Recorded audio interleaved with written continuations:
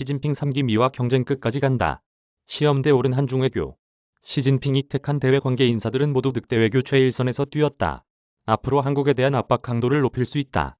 윤석열 정부의 최대 외교 과제는 한중 관계 재설정이 될 것이다. 두 나라가 모두 지는 게임으로 가지 않도록 채널을 구축하는 게 관건이다. 시진핑 중국 국가주석이 더 강한 중국을 기치로 집권 3기를 출범시켰다.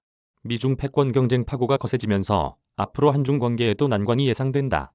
미국이 서방과 동맹을 결집해 반중 포위망 확대에 나서고 중국도 이에 질세라 북한, 러시아와 손잡고 한국을 미주도 동맹에서 끊어내려고 전례 없는 압박을 가할 것이라는 우려가 커진다.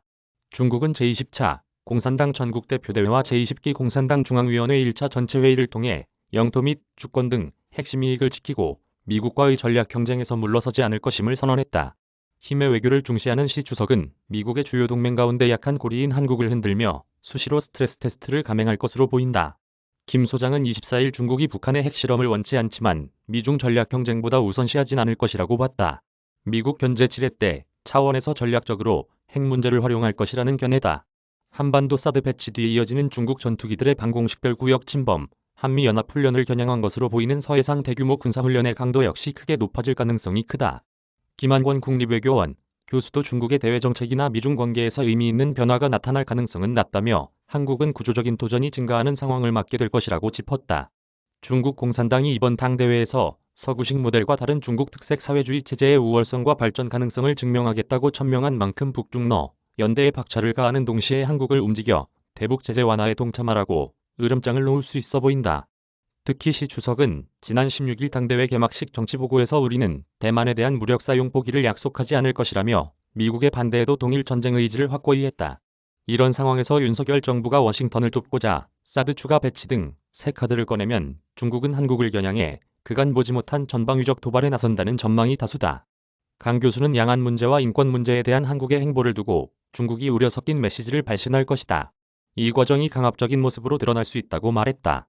그나마 다행인 점은 집권 3기에 돌입한 시 주석이 개혁개방 심화, 민간경제 지지를 언급하는 등 서구 세계와의 소통 의지를 포기하지 않았다는 것이다. 지난 21일 올라프 숄츠 독일 총리는 다음 달 초 경제사절단과 함께 방중해 시 주석을 만난다고 밝혔다.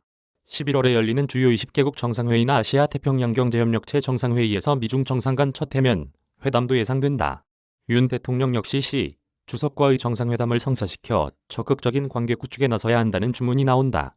여기에 중국 입장에서 한국은 미국을 대신할 몇 안 되는 첨단 기술 파트너다. 한중 자유무역협정 2단계 협상을 조기에 타결하려고 다양한 제안을 할 수 있다.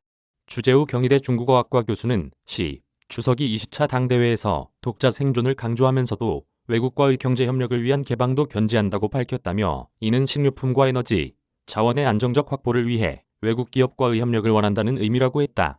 우리 정부가 핵심 공급망 구축을 위해 미국과 한 배를 탔지만 중국과도 대립하지 않는다는 신호를 꾸준히 보내면 한중 양국이 경제 분야에서 함께 성장할 공간을 넓힐 수 있다는 것이다. 베이징 류지영 특파원, 서울 이태권, 이재연, 서유미 기자. 저작권자 서울신문사